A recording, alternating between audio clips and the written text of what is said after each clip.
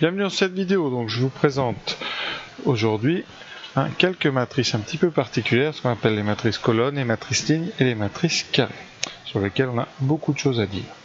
Alors, premièrement, on va commencer par les matrices colonnes. Qu'est-ce qu'une matrice colonne? Alors une matrice colonne, c'est tout simplement une matrice qui ne possède qu'une seule colonne, c'est-à-dire qu'elle se présente sous la forme d'une colonne. Exemple, une matrice par exemple, donc une matrice de dimension par exemple 3, 1. Et bien ça sera une matrice qui aura donc un coefficient A première ligne, première colonne, un coefficient A deuxième ligne, première colonne et un coefficient troisième ligne, première colonne. Donc c'est une matrice qui se présente sous forme d'une seule colonne. Évidemment, il existe des matrices 4, 1, 5, 1. Il faut voir comme c'est une colonne qui est plus ou moins longue. On rencontre les matrices colonnes ou les vecteurs colonnes, on peut dire vecteurs, pour faire référence aux vecteurs qu'on rencontre en géométrie cartésienne. Par exemple, quand on a un vecteur U de coordonnées 3, 2, vous savez, les coordonnées forment un vecteur colonne, avec ici un terme A1, 1 et le terme ici A2, 1. Vous avez aussi des vecteurs dans l'espace. Quand je les appelle V, par exemple, vous avez un vecteur 1, 3, 4. Vous avez 3 coordonnées, 3 composantes qui forment eux aussi une colonne. Donc voilà ce qu'on appelle une matrice colonne. Ensuite, vous avez évidemment les matrices lignes. Alors, les matrices lignes, comme leur nom l'indique, ce sont des matrices qui se présentent sous forme de ligne. On appelle cela aussi des vecteurs lignes. Ce sont des matrices de dimension ici 1 et un certain nombre de colonnes entre 1 et autant qu'on veut. Pareil pour les matrices colonnes, je n'ai pas précisé. Vous avez un nombre de lignes multiplié par ici la dimension, c'est une seule colonne. Donc des matrices 1, P pour les matrices lignes. Alors ça se présente bien sous la forme par exemple 3, 2, 1, 4. Voilà. Ceci est une matrice 1, 4, matrice ligne à 4 coefficients. Voilà, alors il existe une matrice qui est à la fois colonne et ligne, c'est la matrice la plus simple, la plus petite qui existe, qu'on n'utilise jamais, c'est la matrice de dimension 1, 1. C'est-à-dire qu'il se présente par une matrice de dimension 1, ça pourrait être tout simplement un nombre tout seul, un 2, on peut mettre sous forme de crochet, voilà. Tous les réels un petit peu peuvent être considérés comme des matrices 1, 1. D'accord, et tout ce qu'on fait comme calcul chez les réels va pouvoir un petit peu retrouver son équivalent pour les matrices 1, donc on verrait. Voilà, donc exemple, les matrices A, 2, ou alors B, on peut utiliser les crochets aussi, voilà. Évidemment, ça n'a pas d'intérêt, donc on n'en parlera que très peu. Alors, maintenant, on va passer aux matrices les plus importantes cette année en spécialité, ce sont les matrices carrées. Alors, les matrices carrées, ce sont, comme le nom l'indique encore une fois, des matrices qui se présentent sous la forme d'un carré, c'est-à-dire qu'il y a autant de lignes que de colonnes. Voilà un exemple, une matrice 3, 3.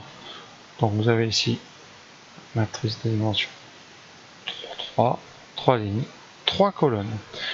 Il existe des matrices de dimension de 2, par exemple. Voilà, les matrices de dimension 4, 4, 5, 5, etc. Elles existent toutes. Vous avez des matrices de dimension 100, 100, ce sont des très grands tableaux. Voilà, pour le programme de terminale, on va s'arrêter au maximum à peut-être 3, 4. En TES, on peut rencontrer des matrices carrées de grande taille quand on fait le chapitre des graphes. On en parlera à cette occasion. Ici, qu'est-ce qu'il faut savoir sur une matrice carrée? Alors, il y a des noms un petit peu à connaître. Dans une matrice carrée, vous avez ici ce qu'on appelle la diagonale. C'est-à-dire ce sont les noms qui dont l'indice ligne est le même que l'indice de la colonne.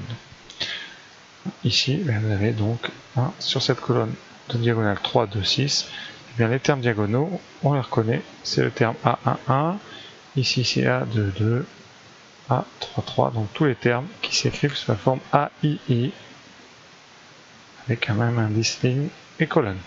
Ici vous avez 1, 1, 1 et A2, 2, donc très simple. Voilà, chaque matrice carrée possède donc une diagonale, qui est une partie très importante de la matrice, comme on le verra dans certains exercices. Voilà, alors quelles sont les matrices très importantes? Eh bien, il y en a quelques-unes qu'il faut connaître. premièrement ce qu'on appelle la matrice nulle. Alors, la matrice nulle. Alors, dans chaque format de matrice carrée, par exemple 3-3, vous avez ce qu'on appelle la matrice nulle, qui est notée un grand O, un 0 avec un 3, voilà, qui est la matrice qui ne possède que des 0. C'est-à-dire c'est une matrice 3-3 qui possède bien 9 0. Vous avez, eh bien, ce qu'on utilise, ça sera O avec un 2, donc 0, 2, pardon, c'est une matrice de 2, voilà, vous avez 0, 4, etc. Souvent, si on a besoin dans un texte de bac, eh bien ça sera reprécisé, vous n'allez pas le savoir, mais c'est quand même bien. Et pour généraliser, parce qu'en maths on se sert souvent de dimensions bien plus grandes que 3 et 2, vous avez la matrice nulle de dimension n, qui contient évidemment des 0 et qui possède n colonnes, et ici n lignes. Voilà. Une deuxième matrice très importante, ce qu'on appelle la matrice identité. On verra ultérieurement ses propriétés, la matrice identité, qu'on appelle la matrice I. Ici, alors on va donner des exemples, je vais commencer par I3. Alors I3, elle possède 3 lignes, 3 colonnes, c'est une matrice carrée, là on est vraiment dans le domaine des matrices carrées, et c'est une matrice qui possède des 1 sur toute sa diagonale. Donc ici, pour la matrice I3, donc 3 lignes, 3 colonnes, les 3 termes diagonaux sont des 1, tous les autres sont des 0. Pour I2, vous avez donc 4 coefficients, et 2 coefficients diagonaux sont des 1, les deux autres sont des 0. Et donc pour généraliser, IN, c'est la matrice, donc à n colonnes, n lignes, qui contient des 1 sur toute sa diagonale et partout ailleurs des 0. On peut la noter comme ça, un petit peu pour simplifier. D'accord? Donc voilà, c'est pareil, dans chaque sujet de bac, on vous rappellera, si on parle de I2, on vous redonnera sa forme pour qu'il n'y ait pas d'ambiguïté, ça dépend un peu des professeurs. Donc voilà. Donc à retenir, parmi les matrices carrées, donc deux matrices importantes, la matrice nulle de dimension n et la matrice identité de dimension n aussi. Il existe aussi deux autres noms qu'on peut attribuer à des matrices, qu'on appelle des matrices diagonales, des matrices triangulaires. Donc les matrices diagonales, elles portent très bien leur nom. Alors la matrice diagonale, très simple, c'est une matrice carrée avec ici une diagonale, et tous les termes en dehors de cette diagonale sont nuls. Les termes diagonaux peuvent être nuls, mais ici la définition c'est que donc, tous les termes non diagonaux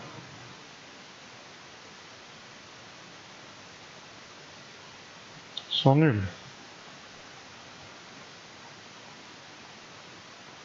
Alors vous pouvez pas avoir les matrices très simples, par exemple comme ceci. Vous voyez une matrice de 2 avec une diagonale ici non nulle et 2 zéros en dehors. Vous pouvez avoir ici une matrice diagonale de ce genre-là. Par exemple ici, voilà, tous les termes non diagonaux sont nuls et vous avez ici un terme sur diagonale qui est nul. On a le droit. Par définition, la matrice nulle est une matrice diagonale très particulière, la matrice identité aussi. D'ailleurs, en passant, la matrice identité s'appelle aussi très souvent la matrice unité. C'est bon à savoir. Voilà, donc je reviens à mes matrices diagonales. Donc ça, ce sont des diagonales de dimension 2. Vous avez évidemment des diagonales de dimension 3. Par exemple, ici, une diagonale 1, 2, 0. Et partout ailleurs, des 0. Voilà. Et il reste deux types qu'on utilise assez peu, en tout cas le terme en terminale, on appelle la matrice triangulaire supérieure ou triangulaire inférieure. Donc je vais donner juste deux exemples pour éviter de saturer de définition cette vidéo. Voilà, deux petits exemples. Voici un tableau qui résume les 4 types vraiment importants. Alors les deux plus importants sont en bas. Vous avez les diagonales, vraiment, avec ici on voit bien la partie, la diagonale, et en dehors de la diagonale que des zéros. Donc on résume ça en disant que les coefficients a et j sont nuls dès que i est différent de j. Ensuite, si tous les termes diagonaux sont des 1, eh bien on est face à la matrice identité ou matrice unité. Voilà, ça veut dire que pour la définir, eh bien c'est assez simple. Il faut que, donc, quel que soit i différent de j, eh bien a et j est égal à 0. Et ensuite, quand I et J sont égaux, c'est-à-dire les termes A et I, et bien on a des 1. Voilà, ensuite les deux derniers types, qu'on appelle des triangulaires. Alors ils ont la forme d'un triangle. Alors la triangulaire supérieure, c'est une matrice. Vous voyez ici le triangle est là. Et tout ce qui est en dehors de ce triangle est nul. Donc la matrice, si on ne décrivait pas les coefficients nuls, ne serait qu'une matrice triangulaire supérieure. Et pareil ici pour un triangulaire inférieur, vous avez ici une forme de triangle. Ici tout ce qui est au-dessus de la diagonale, la diagonale est là. Tout ce qui est au-dessus de la diagonale, ce ne sont que des coefficients nuls. Et évidemment, dans ces coefficients ici qui sont écrits, il peut y avoir aussi encore plein de zéros. Mais vraiment, pour être une matrice triangulaire supérieure, il faut que tous les termes sous la diagonale soient nuls. C'est-à-dire que dès que la ligne est plus grande, que l'indice de la ligne est plus grande que l'indice de la colonne, vous avez un coefficient qui est nul. Donc pour résumer, ça c'est important, une matrice carrée composée de 3 zones. La zone diagonale ici, où l'indice ligne vaut toujours l'indice colonne, c'est-à-dire I est égal à J. La partie ici qu'on appelle la partie inférieure, et bien ici, ça veut dire que dans cette partie, l'indice de la ligne est plus grand que l'indice de la colonne. Et la partie supérieure ici, où l'indice de la ligne est plus petit que l'indice de la colonne.